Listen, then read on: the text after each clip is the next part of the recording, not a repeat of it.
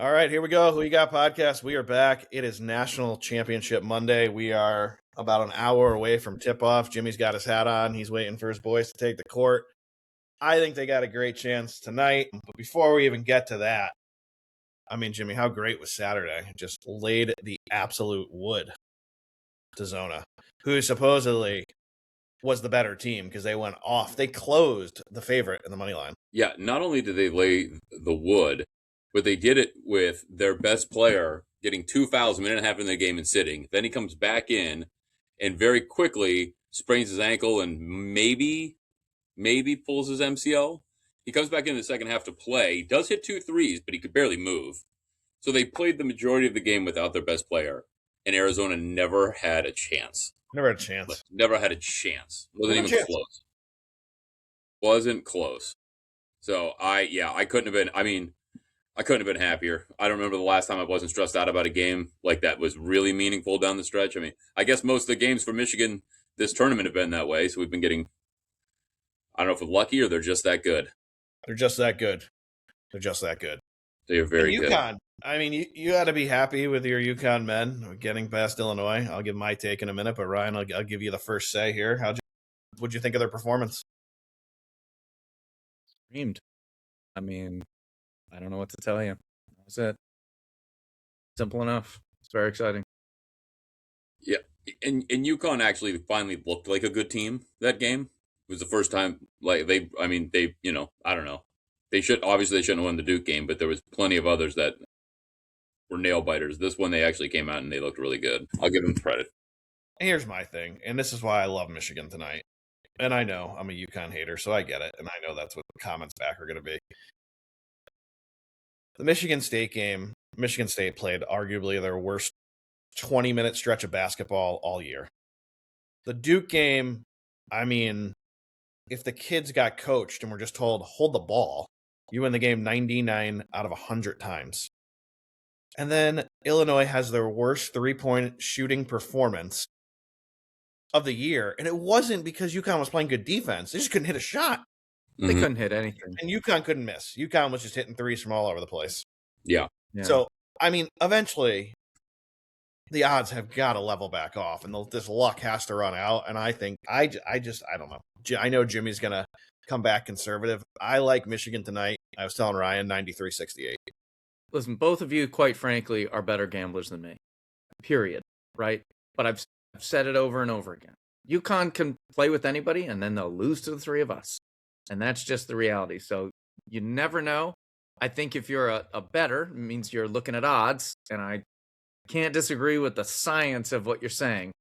My heart is with the boys, though, and we're gonna overcome these Wolverines. I think that if you have any chance, Terrace Reed is going to have to get Mara into foul trouble because, and that's the only chance they have. I would look for McKinney to have another big game off the bench. He's clearly the future, and he's looking great.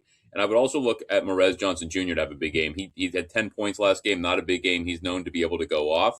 And if Mara can, Caravan can't cover him. These other guys can't cover him. That's their only chance is to have Terrace Reed on him. I agree. And in my opinion, Michigan has the 5 best players on the court. Yeah, absolutely. I would agree with that as well.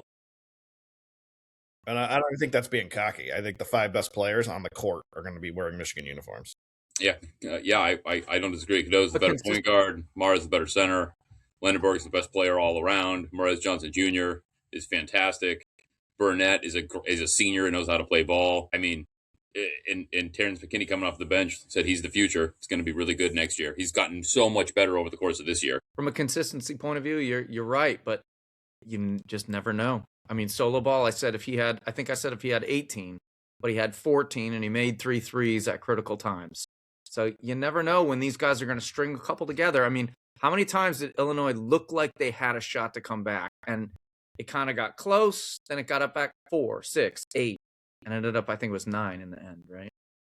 It's tough. Yeah, they did. They crawled back a couple times, and whenever they did, UConn kind of pulled back away. But I think it wasn't decisive to your guys' point, though. It wasn't like, hey, we're not having that.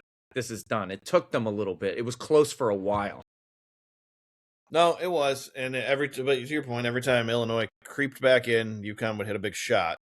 The problem was, again, like I said, Illinois seemed to never be able to make that shot to get them to within a possession or two. I didn't see the stats, but they were not making them in a row. That's for sure. No, They looked frustrated mentally. They couldn't hit a three, and I think the reason they were so frustrated was because they were getting good looks. Just couldn't hit them. Couldn't make a shot when it mattered. And that you played. That's exactly what I was just going to say. When you get kind of close, you've clawed back. It's 1, 2, 3 points now, and you were down 9 or 7 or something like that. That guy hits that 2 or 3 on a particular time. It hurts. Yeah, and the difference in the game is simple. I mean, Illinois hit 6 of 26 from outside. Uconn took a lot, but they hit 12 of them. They shot close to the same percentage.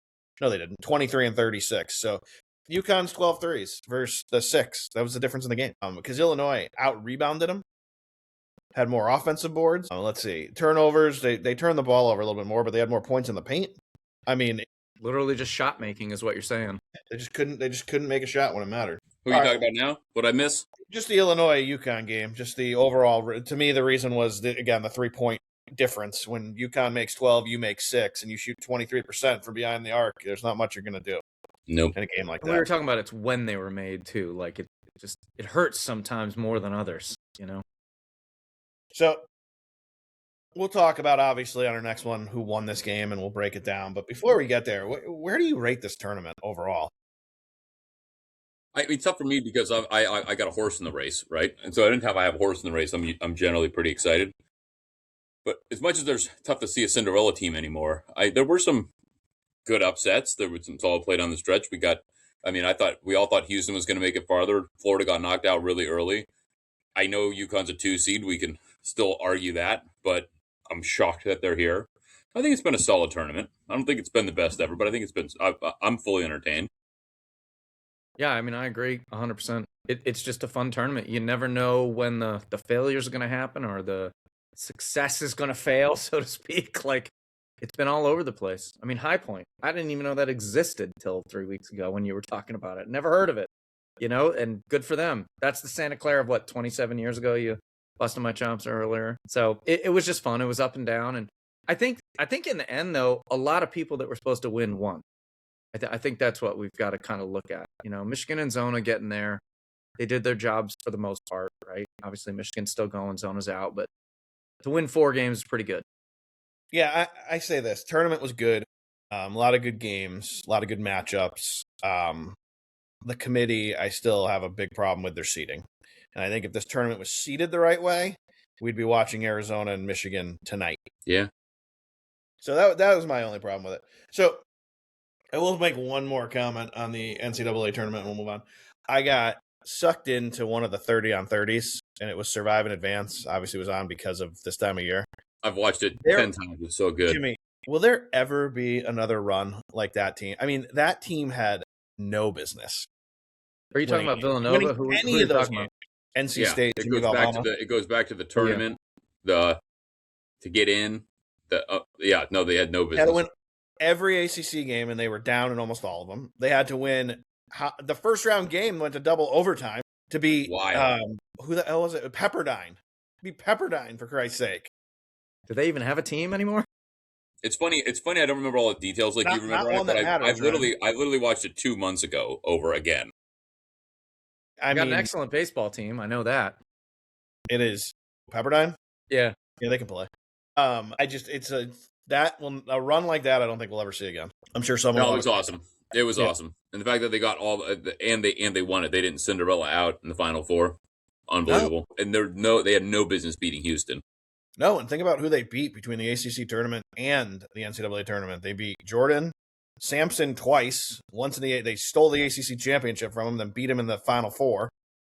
And then it was either Elite Eight or the Final Four. They got him again, and then they got Olajuwon and Drexler and Fly Slamma Jamma in the finals. Unbelievable. I probably watched another 5 years than you guys of those guys. I mean, they were both terrific players. You can look it up. It was the Elite Eight, Jimmy. I think it was Georgia in the Final Four because it was 2 Cinderellas and then the top 2 teams were, I think Houston played Louisville. Could be right. All right. It's time. Everyone looks forward to it. Jimmy, how did your UFC plays do last week?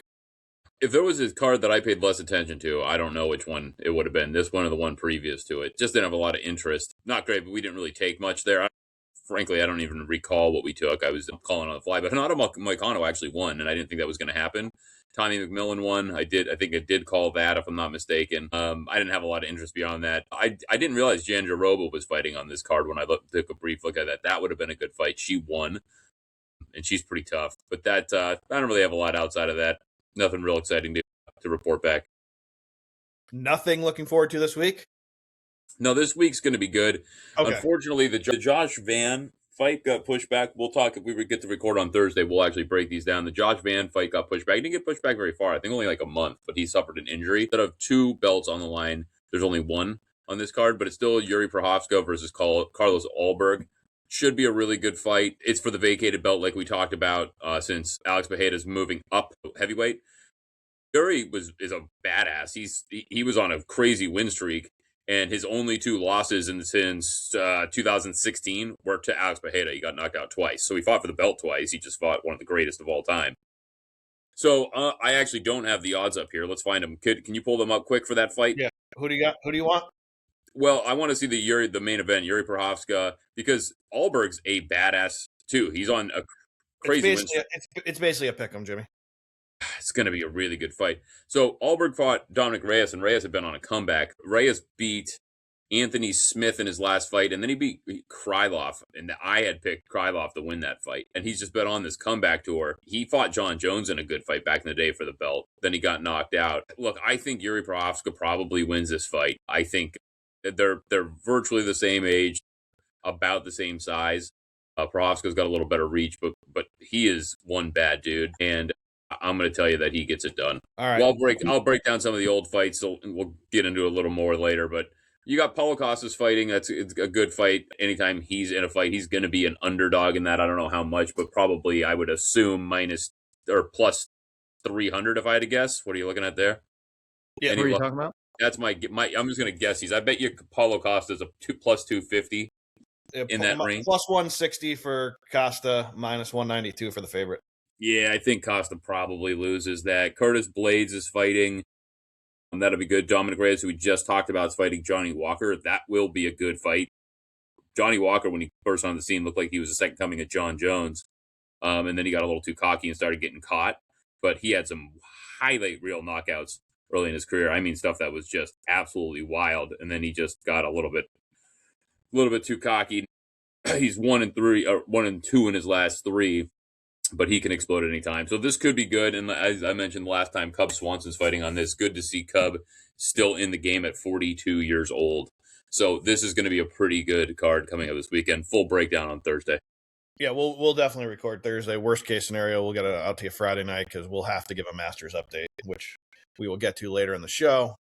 I got plenty to say there, but let's shift gears for a minute here to baseball. How you feeling, Jimmy? 10 games in. We always like to get your Mets feel, and then I'll give you my fucking Red Sox feel. I mean, it's gonna be somewhat up and down. Second game or the third game. I'm trying to think of which game it was that I was disappointed. I'll figure out and tell you. I'll get back to it. The series in San Francisco, I think you got to feel good about. You dropped the first game, unfortunately. But you come back and you get it done properly. And you get it done with pretty decent pitching, right? You come back, you get a 10-3 game with Peterson going, or you get Nolan McLean out there, and then Senga gives up a couple of runs, but still gets you through. I think you got to, or no, I'm sorry, Holmes pitched the second game. Nolan McLean pitched the first game, the 10-3. Then Holmes went 7 innings, really impressive in the 9-0 win, and then we got a win out of Senga, and you don't really know what you're going to get out of him. So I think those were 3 good wins. I know Soto's got some issues right now. It's early in the year, not overly concerned. I think it was the second game against the Cards they gave up on. I don't know why. It seems like they were down 2-0 and they threw their worst reliever in there like the game was over. So that was kind of frustrating. But I think you got to feel good about where the pitching is right now, because that's the big question. The bats are going to come alive. They're going to be just fine. But to drop that first one and then go on, rip 3 off in a row, I feel pretty good about it. Got the Diamondbacks coming up. If they could go, they're back home. If they can take, I'd like to see them sweep the series, but if they take 2 out of 3, they get to 7 and what would be 7-5? What are they? 6? 7-5. They get 7-5. I would feel okay. Those are coming together. Yeah, it's fun to watch. You guys pay attention to it. DraftKings, these division odds just stay up in professional sports. And when the Mets kind of stubbed their toe before this 3-game winning streak, they got as high as plus 180 to win the division. They're back down to plus 140 now.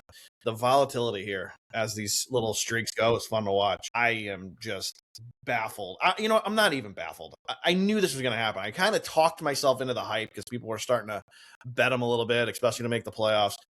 But this is exactly what the Red Sox deserve. They did nothing like we talked about all winter. They didn't get any big bats. They could be looking at a lineup with Pete Alonso and Bichette if they just spent some money. But instead, we do nothing.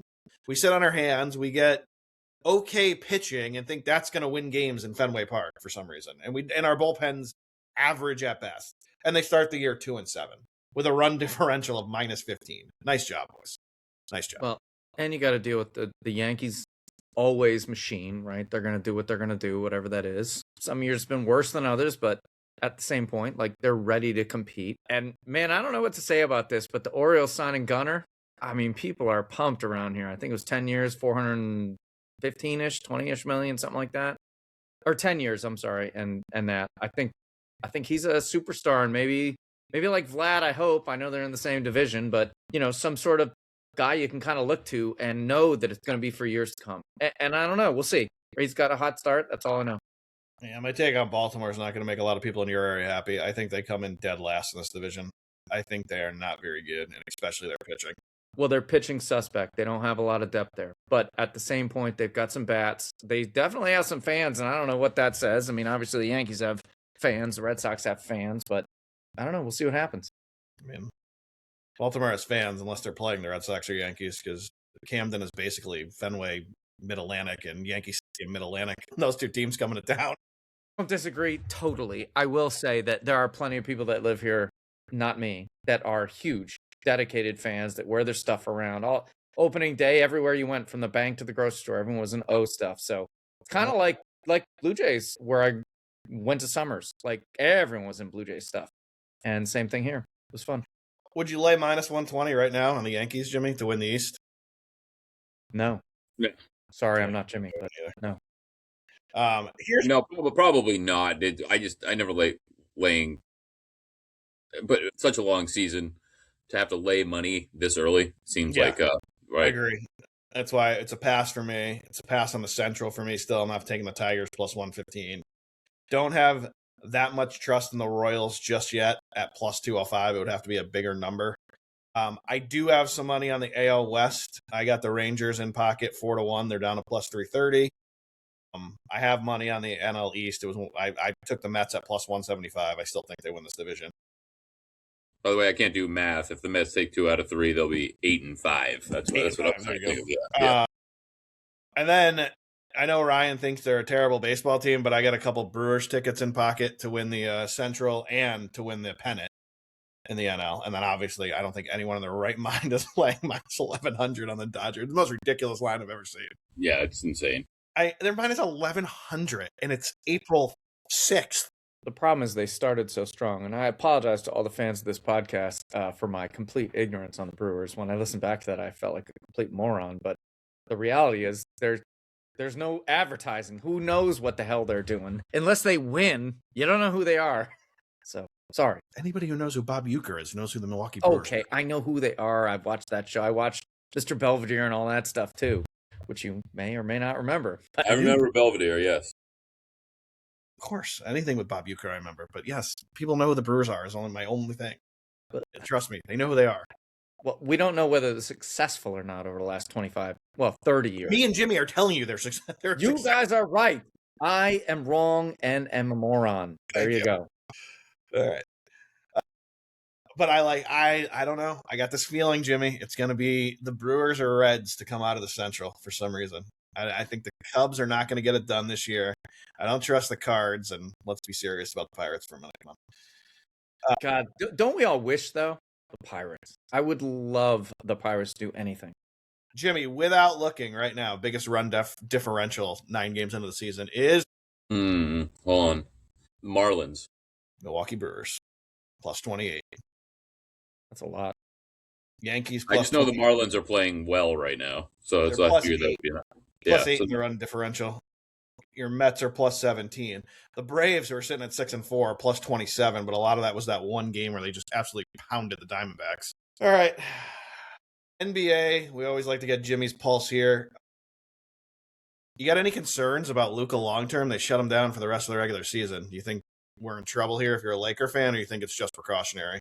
no, I mean, if hamstrings are tough to come back. If it's really injured and they're not just being overly sensitive, it's going to be problematic in the playoffs. They shut Austin Reeves down for the rest of the regular season too. Saw that, yeah. Probably means no. Denver's got to play. I think Denver plays the Spurs and the Thunder again. So they've got 5 games left or 4 games left, and 2 of them are going to be really tough. Let me check it. So yeah, they've got the Blazers, Grizzlies, and then they end with the Thunder and the Spurs. But if they win one of those 2 games, the Denver's going to end up being the 3 seed. Lakers going to drop to the 4.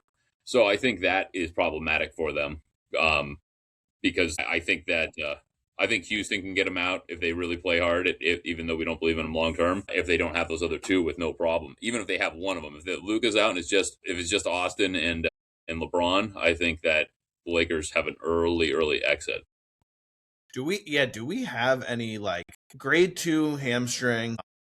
He had this same injury earlier in the year. That's what I know. Oblique for I'm telling you, someone knows something, because have you seen the odds now for the Lakers? They're 170 to 1 to win the West. Well, I actually watched the full second half of the Lakers and the Mavericks last night. Yeah, and you would think the Lakers were 30 games under 500 watching them play without those 2 guys. Like with just LeBron, and I mean Bronny was getting minutes last night, and he's quick. I will tell you, I'll give Bronny credit. Like he is very quick out there. He looked good. He didn't do anything crazy, but at least from an athletic perspective, he looked good. They had nobody. They didn't have anybody. I mean, is he over 100 it was almost tough career-wise? to watch. Like, yeah, it was wild. By the way, random stat, and I only know this because it was on the broadcast last night. Cooper Flagg, the first rookie to have back-to-back 40-point games since who? And I would have never got this, and I'll give you hints if you need them. Yeah, give us the era. One hint. It was our era. What years to what years? 44 years old now, Jimmy. There's too many eras. It was our formative What years. era would it be of ours? Yeah, it was when we were. It was between 95 and 2004, somewhere in there. 4. Okay. First, I'm going. Once I tell you, if you don't get it, you'll be like, "That makes sense." I'm going Superman. I'm gonna go Iverson. It was Iverson. Oh, He did good it guess. 5 times. Five 40-point games as a rookie in that league at that time. It wasn't the 80s, but it was way more physical than it is now. At 6'1", with those kind of hits he's 1990. taken. Yep, 97. No, we got into this debate a long time ago. I still claim he's a top 15 player of all time, even though people shit at me fantastic. for it. Yeah. I did. No, people who saw I the totally post. agree. I think like Iverson. Yeah, I mean I think he's one of the more underrated superstars of all time as well. Yeah, with Allen, him, and Kittles, watching those Big East games for those 2 years or so, I don't remember exactly how long they were all there. They were crazy competitive. But to your point, the Lakers have now fallen below the Orlando Magic, the Atlanta Hawks, the Charlotte Hornets, the 76ers. I mean, Lakers are cooked. It's cooked. Good night. Sorry for anyone. I mean, if you think they have any chance at hell, take it at 300 to 1 for $20. But they don't. Are you okay with do you think the Thunder should be odds on at minus 140 to win the? I don't. I think. Yeah, I love the Spurs, Jimmy. I have so many future tickets on the Spurs, parlayed with some other stuff, other futures. I think the Spurs are going to the final. I think it's going to be a Spurs-Celtics final. I really do. That'd be great for TV. Could be. I mean, they got Williams back. He was out for a while, so I think that kind of rounds back out their team. But no, to be plus 120 to win the finals, I think it's ridiculous. I think, look, I don't know if the Nuggets can buy the Thunder, but I think they could potentially get by the Spurs. I think Wemby's going to be the best player. If Wemby can stay healthy, he's going to be the best player in the league, maybe next year, but in a couple of years. But I think this year he might be the best player on the court right now. He might be. including the Joker. The way he's playing out of his mind right now. He might be, but they got it was in Denver, but they got the overtime win against them the other night. They both had great games. But if Denver's at full strength and playing right, they've been playing real well. Look, they've got a pretty substantial win streak going. Granted, similar to when the Knicks did it, it wasn't against the best teams in the world, but they've won 8 in a row, so they're getting hot at they're playing well at the right time. If they can go 3-1 over these last 4, I think they're going to be they'll certainly be the 3rd seed. Well, unless Houston rattles a bunch off and they somehow get in a dogfight with them. But I think there's an outside chance of that. But the argument's being made that whoever comes out of the West is going to be pretty beat up by the time they get to the finals. I mean, I think the East is going to be the more competitive. I can't wait for the East. I told you, Right? it's Actually, way you know more what? exciting. I guess the Final Four on both sides should be really, really good to watch. Yeah. As long as Yeah. the Lakers, whoever's going to take over that Lakers spot, because I think it's going to be the Lakers. Yeah, look, the You first can't few be without series him. are going to be really good. I mean, you don't think if Charlotte ends up the 8 seed that they could take a game or two from Detroit with the way they're hobbled? I don't think they'll win the series, but could it if 5-1, maybe 4-2 if they're lucky? I mean, I think even the early rounds are going to be competitive. It's going to be a really good I think playoff. I think we might get some shenanigans this year. It's been a while since we got a little bit of shenanigans, right? In the first round. So maybe we will. And then I mean, Miami doesn't have a chance, but Toronto or Charlotte or Orlando, I hope it's those two because I think both of them have a chance. Toronto's playing good ball too, so we'll see. Charlotte's been playing really well, so Very Charlotte well. might be able to give someone some problems in the first round. And then we switch to the ice, and Jesus Christ, I can't wait for the playoffs as always, but I just hate the form. They really need to go back and just seed this thing 1-8. It just annoys the shit out of me that it's probably going to be our two teams who are separated by 7 points playing each other in the first round in Tampa and Boston, which is just obnoxious because that's the way they do this. That's the way they seed it now. And then in the second round, you're going to have the 2 hottest teams right now are probably the Sabres and the Canadiens, and one of them is going to play the Lightning in round 2 because I think the Lightning will get by the Bruins. So you're going to have your 2 best teams, in my opinion, in the Eastern Conference Final. They're going to meet in the semifinals again because the way they do these fucking playoffs. Same exact thing is going to happen in the West because the 3 best teams play in the same conference or division, whatever you want to call it. Division, I guess you would call it. You're going to have the Avalanche and the Predators, and the Avs are going to crush them. And then the Stars and Avs are the Wild, and it's probably going to be the Stars. But the Stars and Avs, who are the 2 best teams in the West, are going to meet in the conference semis. They got to go back to 1-8, Jimmy. Yeah, I don't know why they don't. Doesn't make any sense. Me either. Like they seem to like dig in on this, and I hate it. Let me give some updated NHL odds. I'm sure you still like your Lightning to come out of the East.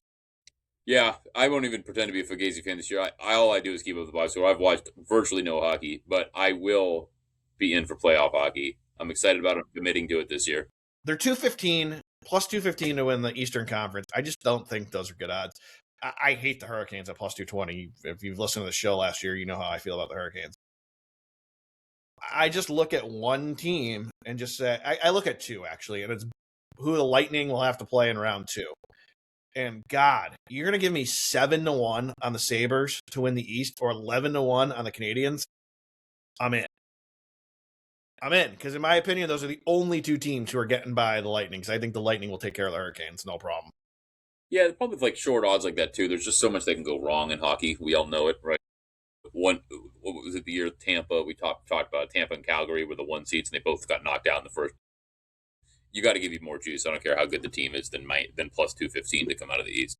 Yeah, and then I can't, and that's going to sound crazy because I've been toting them all year. I can't take the Avs plus 150 to win the West.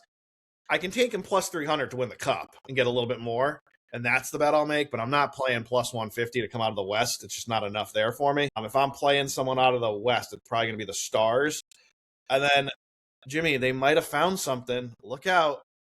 Out of nowhere, these last 15 games when no one's been paying attention, here come the Oilers, just on fire, playing unbelievable hockey. And their goaltender's keeping the puck out of the net for once. Well, that's the only thing they can do is they've got an elite offense. Their tender is doing well. No, but that's what I'm saying. They have an elite offense. Yeah. You guys have talked about the goalkeeper's like some H2O back there. He's like, let it go. No, it's fine.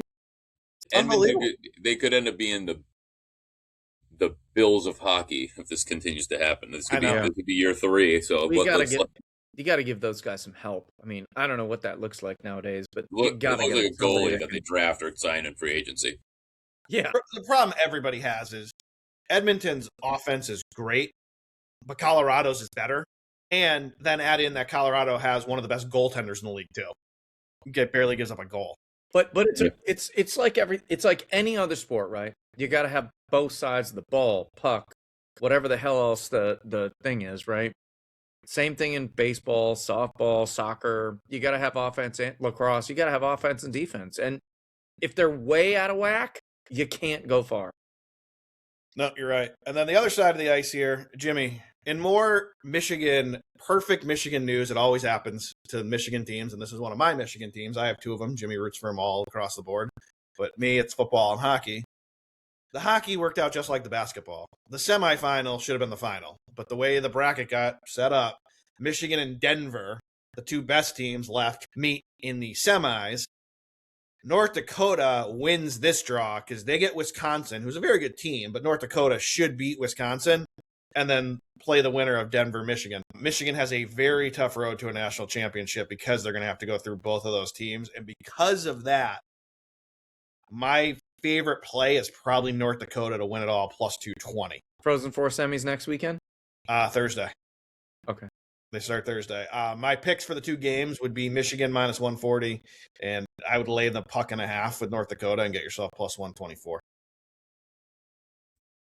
Any comments there, boys? Where is the Frozen Four played this year? Oh my God, that's a great question. Hold on. Oh my God, we stumped Greg. Jimmy, high five. I wanted to say Boston, but I think I'm wrong. I think that was last year. The Frozen Four is T-Mobile, Las Vegas. I knew that too. I listen to VSiN all the time. They were just talking about it. All right. I got some thoughts on the college women's, and then we'll bounce around to a few other things before we end the show. Uconn spit the bit, we know. Gino did not handle that well at all. He was right, but he did not handle it well. The fouling was ridiculous. But this was my biggest take, and I know Ryan's going to defend it, and we're going to start yelling at each other like me and you did that one time, Jimmy. But I'll never do that, by the way. That was aggressive. This is not a gender thing at all. It's an athlete thing. I don't care who you are, what your gender is, who you play for. When there's 1:09 to go in the game, and you're down by 11, you can't be bawling your eyes out on the court and be taken seriously. I'm sorry. That's where you lost me. You saw her teammate stop the one girl. Her teammate stopped her though and yelled at her. Yeah, of course. Could you imagine? Can you imagine Patrick Mahomes down 10 points with 2 minutes to go, crying on the field? No, you're not done yet. You're still in it. He'll go throw a Hail Mary, get the onside kick, and win by 4. Yeah, keep your composure. Keep your composure. Gino had to call a timeout because of it. So, Greg, as they say nowadays, you're not totally wrong. Jimmy, your daughter is not 16, 17, or 18 yet. I'm just telling you, you guys, both of you, and the audience, that that's a hard situation, right? She's a freshman. She's new to this level, right? I'm sure she's played AAU her whole life, et cetera, et cetera. She had some strong contributions to that game, by the way, and through the tournament and through the season. When on Uconn, it's not expected. So you got to give her some credit that here's what the situation. No, but listen, just hear me out for 2 seconds and I'll be short-winded. Basically, she thought they had a chance. They were coming back. She contributed, and her heart was broken at 1:09 when it hit her. We're done. Now, I get it. Down 9, 11, whatever the number was at the time. They're not out. You have to maintain your composure. And you saw the older girls come over and be like, hey, man, this is a winning culture. We want to win. We still have a chance. Focus. But at the same point, I agree with you. So give her a little pass. That's all I'm asking. Don't give her a pass. I would pull her scholarship. I wouldn't want a player like that on my team. Wow, she contributed so great. I don't care. You're taking too hard to take there. We're not. We all know when the season's over, and when we played our last game, we're all told that you're not going to play another game. We all know when that's going to be. You know when most people let the emotions happen? After the game, not with 1:09 to go. I can't take you seriously as an athlete or a competitor if you're crying with 1:09 to go because you've given up. Because Greg, you can't relate to the fact that the stuff that happens to 10-year-old boys doesn't happen until girls are 14 or 15. there's a big gap from that. So whoever's out there, please email us about this if you want. But it really is true. The guys at 10U, 11U, 12U, I'm going to use baseball, for example. They know they are the shortstop, the right fielder, the second baseman, the pitcher. Girls don't get that message till they're 15, and it's really hard for them. And I'm just explaining. It's a little bit later. That's all I'm saying. I'll take the middle road here. I think that you got to talk like, hey, I get it. The bigger thing problem that I would have with it, I have no problem with the emotion, is that the game wasn't over yet. Wasn't over. That's my point, Jimmy. Yeah, and I wouldn't pull the scholarship during the grade, but like that's where you got to say, look, you got to look after the game we lose. There's 2 seconds, whatever. Cry your eyes out. People do it all the time. But we need you. You're one of our better players. We need your head in the game. We got to be mentally strong at this point. It's a learning mode. But her Gino was completely off the rails. The rails. He was completely off the rails. And then he left all the girls on the court to shake hands and just left. Like, you talk about looking like a sore loser. You haven't lost 54 games and you choose this moment to flip out and then just storm off. And then at the press conference, he doubled down. He finally apologized a day later because Uconn was probably like, listen, you look fucking terrible right now. We need you to apologize because we don't want this to be a thing. But my God.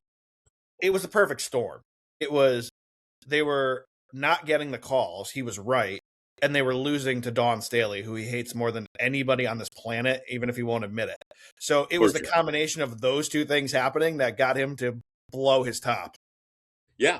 If he blew his top and then he stayed out there, I could probably even live with it. But the fact that he just stormed off the court. Stormed right off. Like, we gave LeBron a ton of shit for doing that forever, right? As a player, just take off the court. LeBron didn't curse out the other team's best player, yell at the coach, and then storm off. Like, I'm not damning Gino. He's a great coach. He's not going to be greatest of all time. Yeah, but that one moment was really made him look like a sore loser. Like, that was pretty bad. I'm going to say, as the biggest Uconn women's fan for years, you guys are 100% right. That was a mistake, and at least he owned it.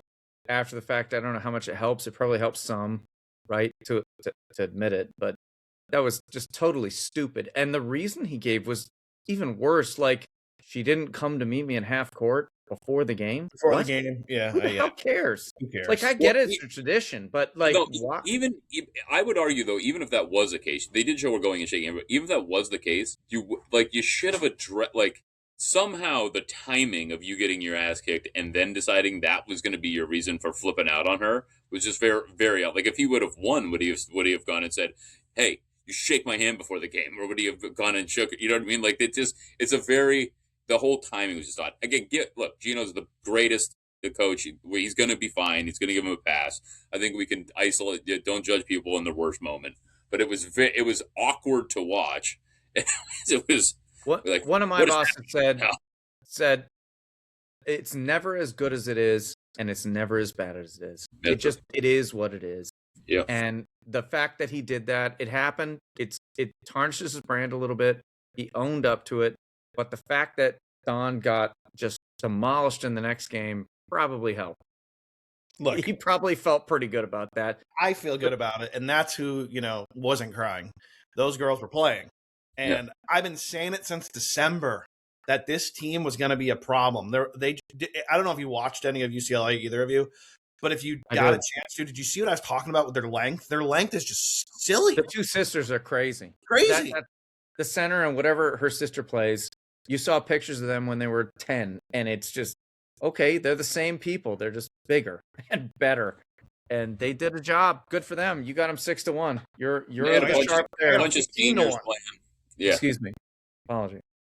But they had a bunch of seniors playing, which I always say in college ball makes a big difference. Yep. I had it on in the background. I was hosting yesterday, so I was cooking as I was going. But the real story yesterday.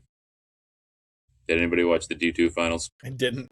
As Gannon University from downtown Erie, Pennsylvania, dominated Lander. It was on right before Greg the same said he panel. couldn't answer his phone during that game because National TV, Gannon University, dominant in victory. You know what I'm going to ask next? Because I don't know the answer, and maybe you do. Was it on the board? I couldn't find it. I did look for it. I wanted to bet it, but I couldn't. I was having trouble locating it. Like, you got to go down real rabbit holes to find D2 these days. I've been noticing that I've been interrupting when I listen back to these things, so I've been doing my best not to. But I will say this, for disrespect to the women from FanDuel specifically, you could not bet, which actually saved me a bunch of money, you could not bet alternative odds at all. You couldn't bet a player scoring points, nothing on the women. What is going on over there from a gender point of view? I'm not really sure. You can bet a million things for the men, but for the women, you could bet almost nothing except for the spread, the money line, and that's about it. That's interesting. It is interesting. I don't. I looked. It probably has to do with handle, Ryan. Meaning they're not going to get a lot on it, so it's almost not worth someone's time to sit down there and come up and post odds. So FanDuel, let's send this directly to you at FanDuel. It's not worth spending money on like figuring out odds for a game that how many people are watching? I imagine a bunch. I don't know what the numbers are, but you guys can all do the metrics. We've put the question. We'll wait for the answer. Thank you very much.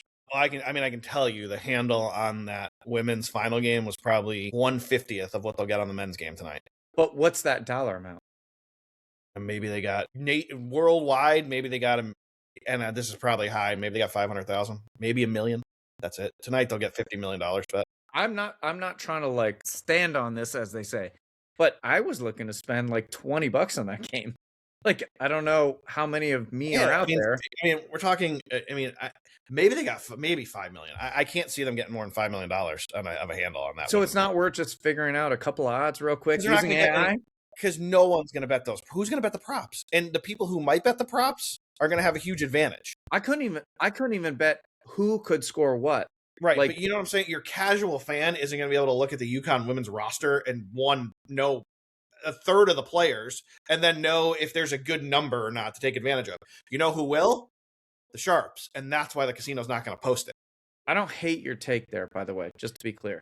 But I also would say, like, how many people are fans of Uconn, UCLA, because they've been good recently, right? Those two teams, and South Carolina. And I mean, why wouldn't they look at that and just spend some time doing that? It's profitable for them. And hey, maybe there's $500,000 in my mind. I don't know. I could be wrong. Maybe there's a restriction. Maybe that game is what they call in the circle, so they don't take huge bets on it, and they don't have props. Could be. That could be too. Well, like you can't play in state, but I can. Yeah, well, maybe they just don't want the exposure to props in the women's game. That could be what it is. All right, go ahead. No, no props. Yeah, like there was nothing. All right, a few quick hitters here in the NFL. 49ers. Shanahan is very, very annoyed with the schedule. Does he have a point? He's got to go to Australia to open the season and then play another international game. I mean, Australia, that it takes a full day to get there. That's the Friday opener now. Is in Australia this year, not Mexico. Yeah, that's not great. I've been to Australia. It's a 16-hour trip at least, if not more. Doesn't usually take 20. Yeah. Well, it depends where you're going. I guess maybe going from the West Coast, it'd be less time. Depends if it's direct, if you're coming across and going down. Like, there's a lot of different variables. That's a lot, yeah. I don't know, man. I would say this, that it's good to get American football across the world. But and that was his take. But, like, he's not happy it's him. Yeah. I had a butt. Yeah, I had a butt. But I don't want it to be me. And I don't think that's fair. Like a 4 or 5 hour trip, which you're doing now, maybe you extend it to 7 or 8, right? Like maybe 7 or 8. Brazil, I don't know how far Brazil is personally, but like somewhere like that. But man, if you're going 15 hours, that's a long way. That's night and day, literally. And I've done that stuff. All right. How bad is this going to be with replacement refs? Just get me ready now. I got months to prepare for me. Just tell me now how bad this is going to be. Yeah, really why can't they figure it out? Like, you got more money. You're printing money, NFL. Here's the thing. If I'm and this is a take against what I just said, because, God, replacement refs scare me. But if I'm the NFL and the refs are coming to me like, we want more money, who gets more money for sucking? They were terrible last year, and we've all said it on this show. That's why they're willing to let the replacement ref show you what really sucking looks like. It's like, and again, I don't mean to take another shot at women's basketball, but it's like the WNBA, who's like, pay us more or we'll strike. And the NBA is going like, okay. Yeah, you lose more money for yourself. So we won't lose $40 million this year? Strike away. 42, I think. How much? Yeah, I mean that's the thing. Like it's $24 billion the NFL is making. How can you not just cut a slice? Well, I don't know what it Whatever is. I don't know slice if it's that still like is. this, but the refs used to be part-time employees. They were like doctors and lawyers that did it on the side. They didn't even have full-time refs. Is that not a thing now? That's not No, the way it they're works now? same thing. They're So part-time. that's They make- insane. You don't They have make employees that are ready for referees. this? The average ref before whatever they're going to negotiate makes $360,000 a Right. year for their 17. That's what I'm saying. They're experts in whatever they do, right? You don't make $360,000 by just being some schlep, right? You know something about whatever you're doing. So But if why can we you're a not make big a time deal like doctor Jimmy or said? a lawyer and you're making more, like they need to pay those guys more than they make to come be refs full time. Hey, right? Jimmy, like you know whatever what? that number is. I'm well aware what pass interference looks like. Pay me $360. I'll be happy to run up and yeah. down the field. Yeah. And Yeah. how many of no offense, Greg, how many of you are there? Exactly. There's a lot that know what pass interference looks like. I It's can not look rocket down. science. I can look down a straight line and see if someone size 16 is over the line and throw a flag. I no problem. I don't doubt you for 1 second. So the I can question look at is, a play clock and see if it hits 0 before the ball gets snapped through some guy's legs and throw a yellow flag. but I'm You know what? guessing, Pay me $200,000. I'll be there tomorrow, and I'll give you I'm full just time. guessing that these people had ties to people before them, right? Somehow. All right, last NFL take, and then we're going to move on to the finisher here, which is going to be the Masters. That's the highlight of this show for sure. I got a hot take, Jimmy, that you're just not going to believe, Okay. and it has to do with that M on your hat there.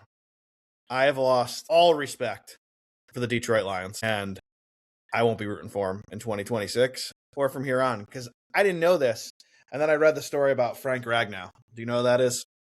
I do not. That's the center who played for him for a while, and a good center who retired because of physical ailments. Okay. And this is a guy, and Jason Kelsey was talking about it, that played through broken foot, like injuries you wouldn't even believe, to try to get out there and win for his team.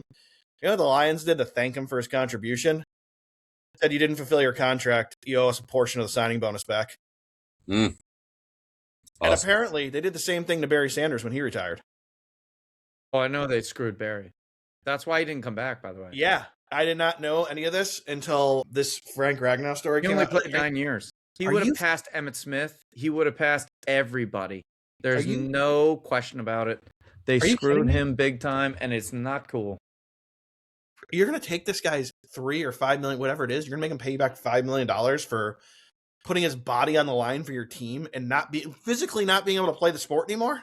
Because By the way, one of the NFL programs that had a paraplegic.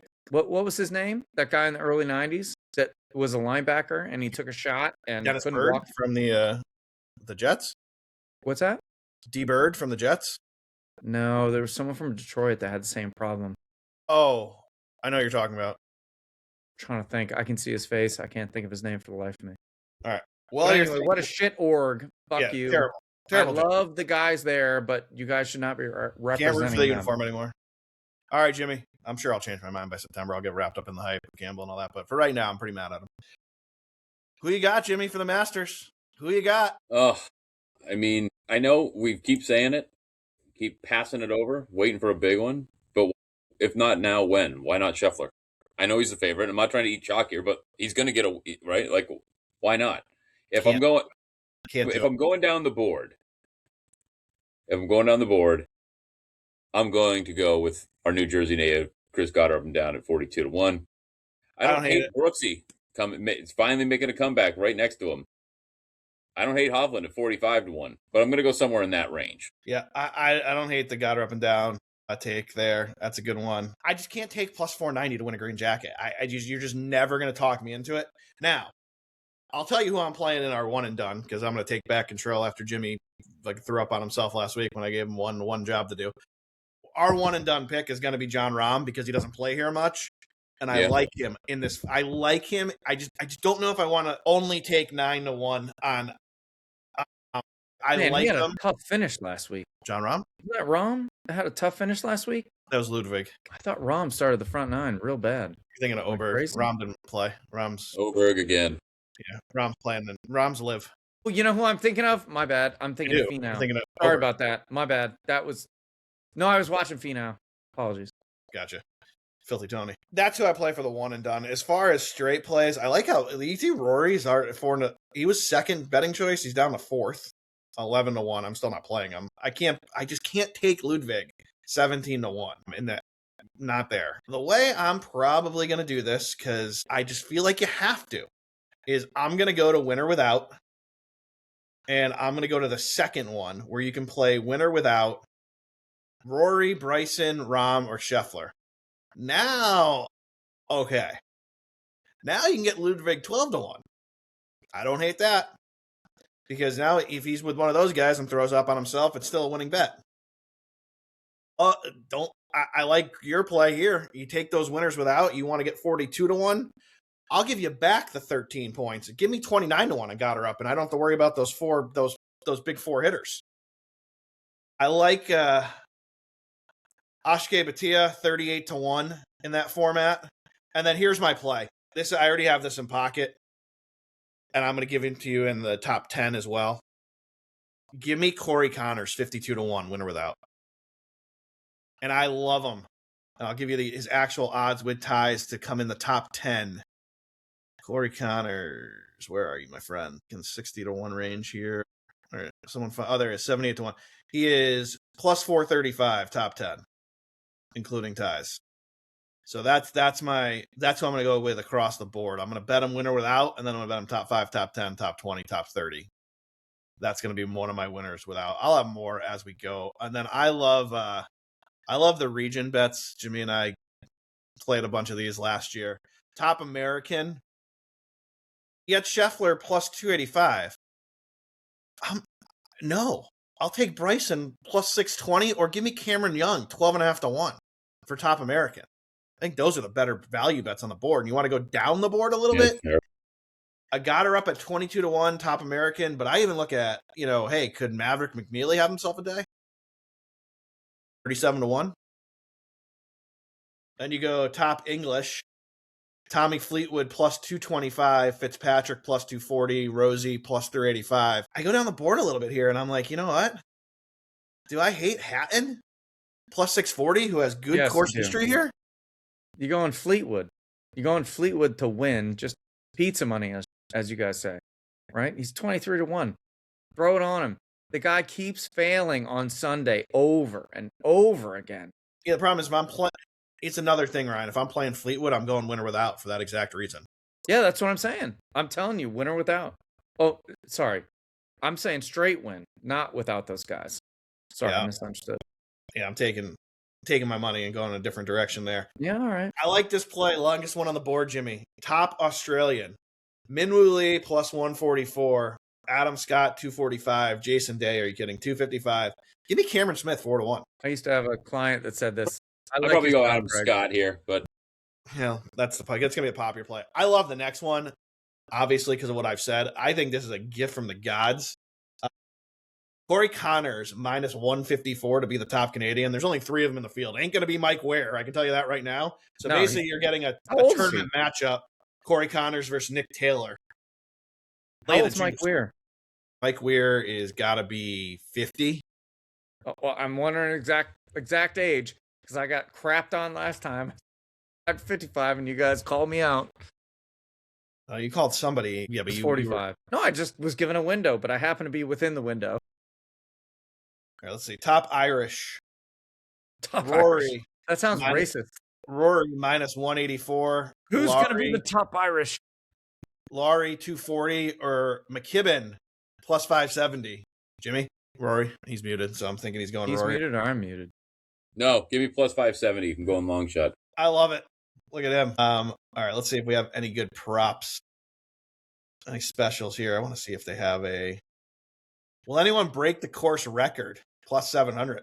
No. Players under par. The median number here is 23.5. Over or under. Actually, I guess 25. That's finishing on Sunday? Yeah. And how many players play in the final? Under 23.5. Okay. So more than 23 players. So less than 23.5 players. Well, okay. Tournament, Eagles or better? Over 32.5. Minus 115. Under. Taking under there too. Will the leader of the first round win? plus 360. No. Second round leader winning plus 172, and third round in winning is minus 132. Any of those hit? No, I don't love any of that. I was looking to see if sometimes they do that live. We get all the guys from live. I really like that Eagle bet, actually. I'm thinking about it. I don't think there's 33 Eagles. 30. Well, you can't bet it unders. It's over. Over only? Yeah, and it's too bad. And they ladder it. All right, I will have some of these because they're my favorite things to do now. Unfortunately, they've gotten wise to it, and the odds now suck.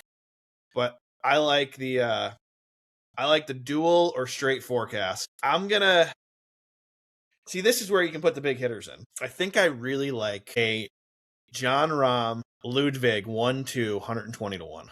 There's a few of these I really like on paper. Obviously. What if Ludwig and Rory run it at 160? That's a good one. Where's Bryson and Rory to run it back thing? You get about 100 to 1 on a Bryson Rory. 1-2. 1-2 Bryson Rory. 100 to 1 either way. Nah. I mean, I like that. Right. Last one, and then we'll give our final pick because we've been all over the board. Actually, I got two more things. Would you go big guns? So Scheffler, McIlroy, Rahm, DeChambeau, Oberg, and Xander, or the field? I'll take the field. Minus 115 for the field, minus 112 for the big guns. I'll take the field. That's a bet. I'll take the field. Yeah, Scheffler. I think the casual fans are going to take the big guns. Scheffler, McIlroy, Rahm, DeChambeau, Oberg, and Schauffele. Minus 112. So you're giving me 6 shots, and it's the 6 best players on the board. I'm going with. I mean, that's a good number. It's a good number. Yeah, it is. But I'm taking the field. Always take the field. All right. How about a to make the cut parlay? Scheffler, Rory, Rahm. Do you think they all make the cut? At what odds? Yes. In total. I think they all make the cut. I gotta if one of them doesn't, it's a disaster. I gotta add a little. I agree. Let's see. Do we like Goddard up and down, right? Yep. And let me just one more that we really, really trust here. Do we trust Bryson, or are we a little nervous about Bryson sometimes? No, I'm nervous. How about Bobby Mack? I'm not nervous. Bryson makes the cut. Bobby Mack makes the cut. And Bobby Mack. All right, if you put Bryson, okay. So Scheffler, this is our who you got, make the cut parlay. We're locking it in. Scheffler, Rahm, Rory, Bryson, Bobby Mack, and Goddard up will get you plus 144. All right. Final words right now, because we're not going to talk until this tees up and we're on our way at the Masters. Jimmy, back here. He left. He left the final of the show. How do you live in as we're wrapping the show up? It's a terrible job. He's right there. It's coming off the rails down here. All right. So final words, Jimmy, as we're going to wrap up this show. Who wins when we are, well, we're going to talk before it's over, but when we're talking on Friday, who will we be talking about on their way to winning the Masters? I'm going Goddard. Going with the New Jersey boy. Been playing well last year. He's going to get it done. Ryan, who wins the Masters? You know, this is going to sound odd. I think Scotty's going to pound it home, and I'm not putting money on it. I think this is the time where he's going to ride one in and just enjoy a monstrous win. It's my favorite tournament of the year, by far. Me too, by the way, and Jimmy's too. I sit here, I look at the board, my mind goes everywhere. When it's over, I'm always sitting there going, I don't know how I missed it. But as much as I want to go long shot, I'm only going to do that with win or without. I would play the big guns because I think one of these big guns is going to probably win this thing. He's going to get one eventually, just like Rory got it last year. Rahm has his. Scheffler has his. Rory, like I said, now has his. I think it's the year Bryson gets it and just overpowers that course. As much as I hate the odds, it's only 11 to 1. Use a boost if you can find it. Give me Bryson. Outright winner. Top 5, 2 to 1. Top 10, even money. That's who I think is going to be slipping on the green jacket this year. Thanks for listening. We're back Thursday night or Friday, whenever we can get Jimmy with some free time. We're going to break down the UFC, give you a little Masters update, talk about the college hockey, and then recap, did Jimmy's team get it done tonight? We'll see you next time.